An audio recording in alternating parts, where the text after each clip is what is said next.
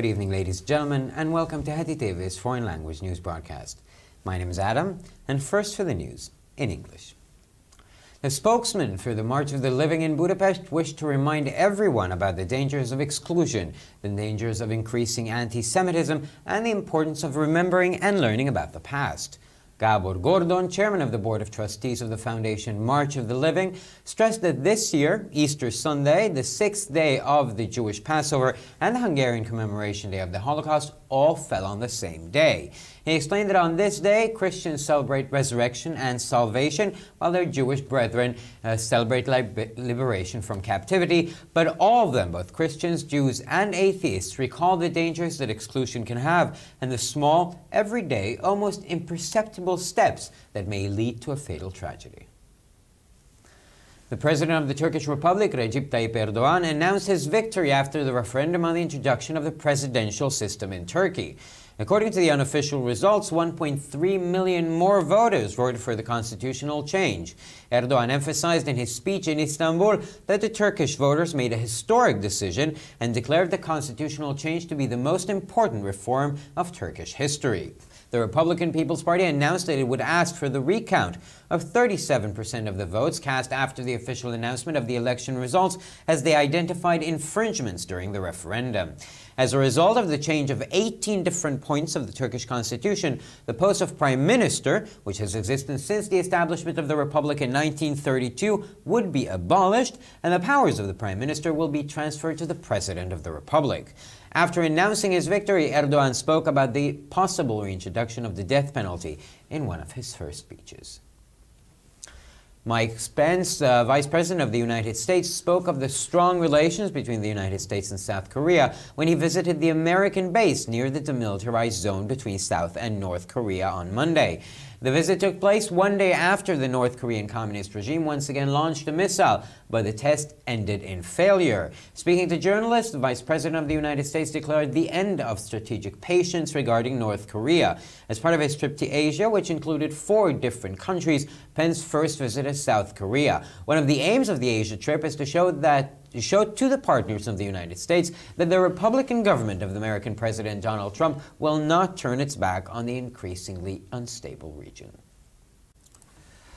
The border between Israel and Egypt at Taba on the Sinai Peninsula remains closed, reported the i24news.com news portal.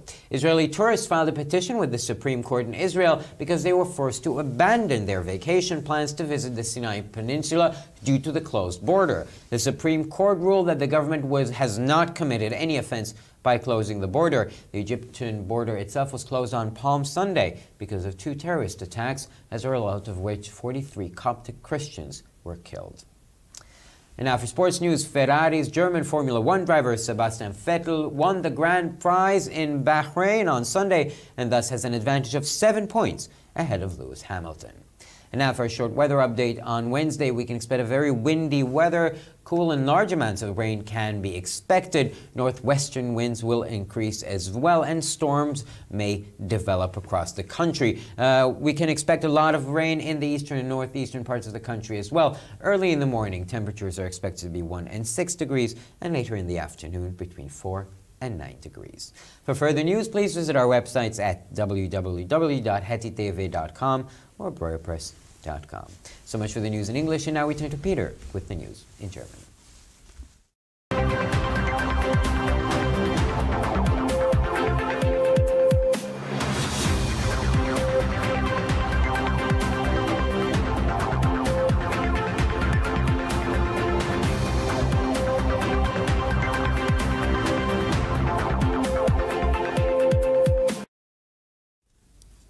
Schönen guten Abend, liebe Zuschauer. Mein Name ist Peter Gardosch und nun folgen die Nachrichten auf Deutsch. Die Sprecher der Marsch der Lebenden in Budapest haben uns an die Gefahren der Ausgrenzung und des immer stärkeren Antisemitismus und daran erinnert, wie wichtig es ist, sich an die Vergangenheit zu erinnern und davon zu lernen. Gábor Gordon, der Vorsitzende des Kuratoriums der Stiftung Marsch des Lebens, betonte, dass dieses Jahr Ostersonntag, der 6. Tag des jüdischen Pesachs und der ungarische Gedenktag des Holocaustes auf den gleichen Tag fallen. Er erklärte, dass an diesem Tag die Christen die Auferstehung und die Erlösung und die Juden die Befreiung aus der Gefangenschaft feiern, aber sowohl die Christen als auch die Juden und die Atheisten sich daran erinnern, welche Gefahren die Ausgrenzung haben kann und dass kleine, tagtägliche, fast unbemerkbare Schritte in eine verhängnisvolle Tragödie münden können.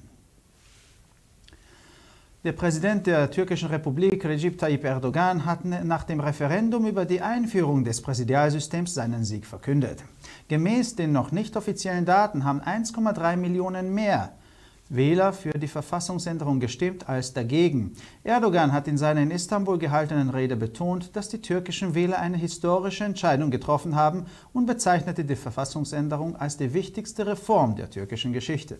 Die Republikanische Volkspartei kündigte an, nach der offiziellen Verkündigung des Wahlergebnisses die Neuauszählung von 37% der abgegebenen Stimmen zu beantragen, weil sie im Zuge des Referendums Rechtsverletzungen identifiziert haben. Infolge der Veränderung von 18 Punkten der türkischen Verfassung könnte der Posten des Ministerpräsidenten, der seit der Gründung der türkischen Republik im Jahre 1932 existiert, abgeschafft werden und die Befugnisse des Ministerpräsidenten sollen auf den Präsidenten der Republik übergehen.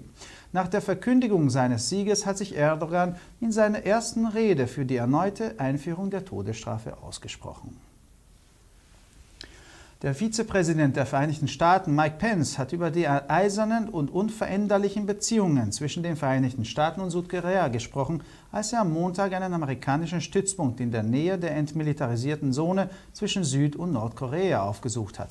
Der Besuch fand einen Tag danach statt, dass das nordkoreanische kommunistische Regime erneut einen fehlgeschlagenen Raketentest durchgeführt hat. Der Vizepräsident der Vereinigten Staaten hat vor Journalisten das Ende der strategischen Geduld bezüglich Nordkorea verkündet. Im Rahmen seiner Asienreise, die 4 Staaten umfasst, hat Pence zuerst Südkorea besucht. Eines der Ziele der Asienreise ist es, den Partnern der Vereinigten Staaten zu zeigen, dass die republikanische Regierung des amerikanischen Präsidenten Donald Trump sich nicht von der immer instabileren Region abwendet. Die Grenze zwischen Israel und Ägypten bei Taba auf der Sinai-Halbinsel bleibt weiterhin geschlossen, berichtete das i24news.com Nachrichtenportal. Israelische Touristen haben beim obersten Gericht in Israel eine Petition eingereicht, weil sie ihren im Voraus bezahlten Urlaub wegen der geschlossenen Grenze nicht antreten konnten. Das oberste Gericht hat entschieden, dass die Regierung mit der Schließung der Grenze keinen Gesetzesverstoß begangen hat. Die ägyptische Grenze wurde am Palmsonntag wegen 2 Terroranschläge geschlossen, infolgedessen 43 koptische Christen ums Leben gekommen sind. Und nun zu den Sportnachrichten. Der deutsche Formel-1-Fahrer von Ferrari, Sebastian Vettel, hat am Sonntag den großen Preis von Bahrain gewonnen und hat damit einen Vorteil von 7 Punkten vor Lewis Hamilton. Und nun zu den Wetternachrichten. Am Mittwoch wird es windig, kühl und man kann mit viel Niederschlag rechnen. Der Nordwind nimmt überall zu und wird stürmisch. An vielen Orten ist es mit Regen und Regenschauern zu rechnen. Im östlichen, nordöstlichen Teil des Landes wird viel Niederschlag geben. Früh am Morgen werden die Temperaturen zwischen 1 und 6 Grad, am Nachmittag zwischen 4 und 9 Grad betragen.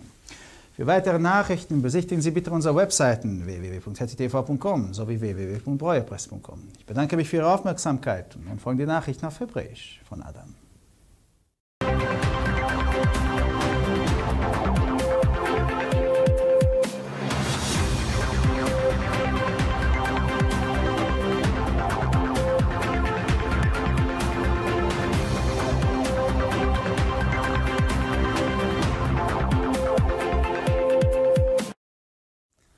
וכעת החדשות בעברית.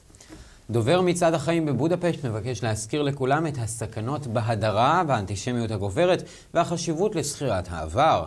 גאבור גורדון, יושב ראש חבר הנאמנים של קרן מצעד החיים, הדגיש כי השנה יום תחיית ישו בחג הפסחא, היום השישי של חג הפסח ויום ההנצחה ההונגרי של השואה נופלים על אותו יום. הוא הסביר שביום זה הנוצרים חוגגים את תחיית המתים והגאולה, היהודים את שחרורם מן השבי, אך כולם, נוצרים, יהודים ואתאיסטים כאחד, זוכרים את הסכנות בהדרה החברתית, ואת אותם הצעדים הקטנים, היומיומיים הבלתי נתפסים כמעט שעלולים להוביל לטרגדיה קטלנית.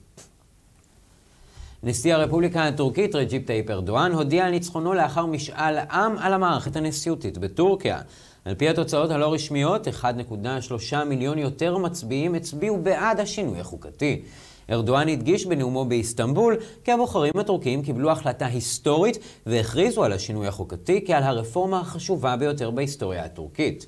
המפלגה העממית הרפובליקנית הודיעה כי היא תבקש ספירה חוזרת של 37% מהקולות לאחר ההודעה הרשמית על תוצאות הבחירות, משום שלדבריהם היו הפרות במהלך משאל העם. כתוצאה משינוי 18 הנקודות בחוקה הטורקית יבוטל תפקיד ראש הממשלה שהיה קיים מאז כינון הרפובליקה הטורקית ב-1932, וסמכויותיו של ראש הממשלה יועברו לנשיא הרפובליקה. לאחר ההכרזה על ניצחונו דיבר ארדואן בין היתר על החזרת עונש המוות באחד מהנאומים הראשונים שלו. מייק פנס, סגן נשיא ארצות הברית, דיבר על היחסים החזקים בין ארצות הברית לדרום קוריאה, כאשר ביקר בבסיס האמריקני סמוך לאזור המפורז בין דרום לצפון קוריאה. הביקור התקיים יום אחד אחרי שהמשטר הקומוניסטי הצפון קוריאני שיגר שוב טיל, אך הניסיון הסתיים בכישלון. בשיחה עם עיתונאים, סגן נשיא ארצות הברית הכריז על סוף הסבלנות האסטרטגית בנוגע לצפון קוריאה. כחלק ממסעו לאסיה, כולל 4 מדינות, ביקר פנס לראשונה בדרום קוריאה. אחת המטרות של המסע באסיה היא להראות לשותפים של ארצות הברית שהממשל הרפובליקני של נשיא ארצות הברית דונלד טראמפ לא יפנה את גבו לאזור הבלתי יציב. הגבול בין ישראל ומצרים בטאבה בחצי האי סיני נותר סגור, דיווח פורטל החדשות i24news.com. תיירים ישראלים הגישו עתירה לבג"ץ בישראל משום שנאלצו לנטוש את תוכניותיהם לבקר בחצי האי סיני עקב סגירת הגבול. בית המשפט העליון קבע כי הממשלה לא ביצעה עבירה על ידי סגירת הגבול. הגבול המצרי עצמו נסגר ביום ראשון של הדקלים בשני פיגועים בהם נהרגו 43 נוצרים קופטים. וכעת לחדשות הספורט, הנהג הגרמני של פרארי בפורמולה 1, סבסטיאן פטל, זכה בתחרות בבחריין ביום ראשון, וכך צבר יתרון של 7 נקודות על לואיס המילטון. וכעת למזג האוויר, ביום רביעי הרוח תתחזק, ניתן לצפות לגשמים, ובמקומות מסוימים אפילו עלול להיות סוער. יהיו הרבה משקעים בחלק המזרחי והצפון מזרחי של המדינה. מוקדם בבוקר הטמפרטורות חזויות להיות בין 1 ל-6 מעלות, ואחר הצהריים בין 4 ל-9 מעלות. לכותרות נוספות, אנא בקרו באתר האינטרנט שלנו ב-hetitv.com או boyerpress.com. עד כאן החדשות להיום, תודה שהייתם איתנו ושיהיה לכם המשך ערב נעים.